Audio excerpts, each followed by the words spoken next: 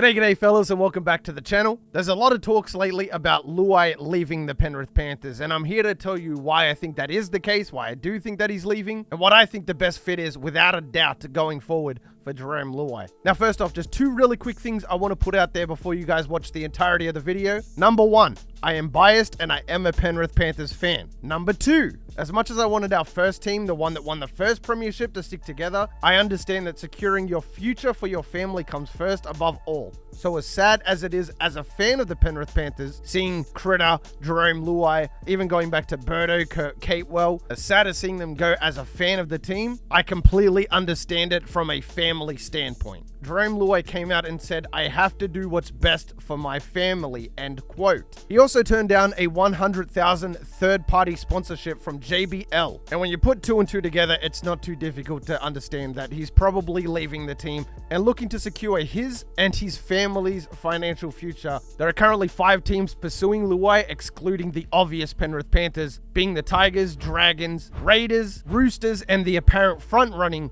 Bulldogs. Now, a lot of people are talking about the Bulldogs, understandably so. A lot of our former players have gone to the Bulldogs, as well as Cameron Ciraldo, and apparently the bond that him and Luai formed whilst he was the assistant coach for the Penrith Panthers. It does make sense in that aspect, but without a doubt, my number one team in the Luai sweepstakes that may not sign him but make the most sense is 1,000,000% the Canberra Raiders. Now, the reason that the Raiders are even able to be in the battle for Jarome Luai is simply because Jack Wighton is leaving. He wanted well above $1 million. South were willing to pay that, $1.2 million a year, I believe. And fair enough, if that's what Jack Wighton wants and that's where he wants to retire, then that's fair enough. Now, under Ricky Stuart, I believe that Jamal Fogarty has become one of the best halfbacks in the entire NRL. When you think of the great current halves, Jamal Fogarty definitely is not the first person to come to mind, but if you've watched the Raiders play this year, they're in the top 5. As I'm recording this, it's 1:28 p.m. New Zealand time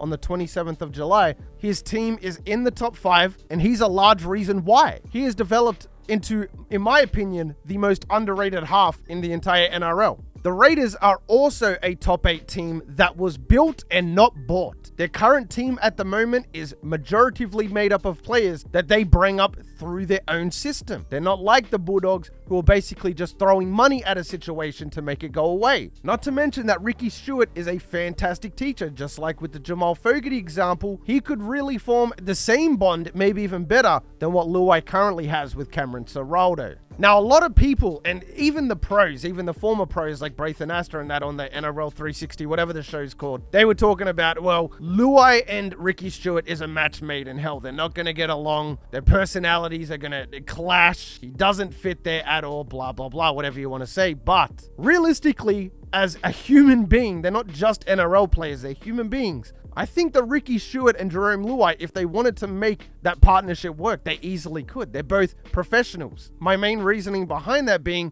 Jarome Luai is not the monster that you probably think that he is. Yes, on the field, he can be a little bit dirty, and I can understand that I'm a Blues and Penrith fan, so I've never gone up against Luai, but I could totally see why going up against him, why people wouldn't like him or think that he's a grub, etc., etc. Jarome Luai, if you follow him on any form of social media, he's an extremely humble person. He's a really nice guy. It's just when he's on the field is when he turns into the person that maybe you guys don't like. I'm sure that two fully grown men in Jarome Luai and Ricky Stuart could very easily make it work, and them clashing is being blown way out of proportion simply because of the negative sides that we see of both parties. Ricky Stuart throws chairs around when his team doesn't win. Jarome Luai pushes people and stands over people when his team isn't winning. At the end of the day, that's just 80 minutes once a week. What about all the rest of the time when they're just regular people like you or I? I don't think the Bulldogs are the right fit here because they seem to have no identity right now. Keep in mind that I'm not shitting on the Bulldogs organization right now. I just think that the way they're going about their current rebuild might not be the most effective. It was announced today that they actually signed Jamin Salmon, another Penrith player, would you believe it, and Blake Taaffe from the Rabbitohs. Now, I don't understand how Blake Taaffe is going going to fit in this picture because he played fullback, and apparently that's Critter's position. That's why he signed with the Bulldogs. Like I said before, the Bulldogs aren't exactly utilizing and progressing their youth as much as they're just throwing money at the situation. Another thing to mention as well is that even though Cameron Ciraldo is the head coach and him and Jerome Luai have this bond that I keep hearing about, this doesn't mean that Ciraldo is a great head coach. Do I think he's a good head coach? Yes. But is he a baby head coach? Yes. He was a 2-time premiership winner under Ivan Cleary as his assistant coach, but I'm pretty sure, and I genuinely mean this as well, I think that you or I or anybody watching this video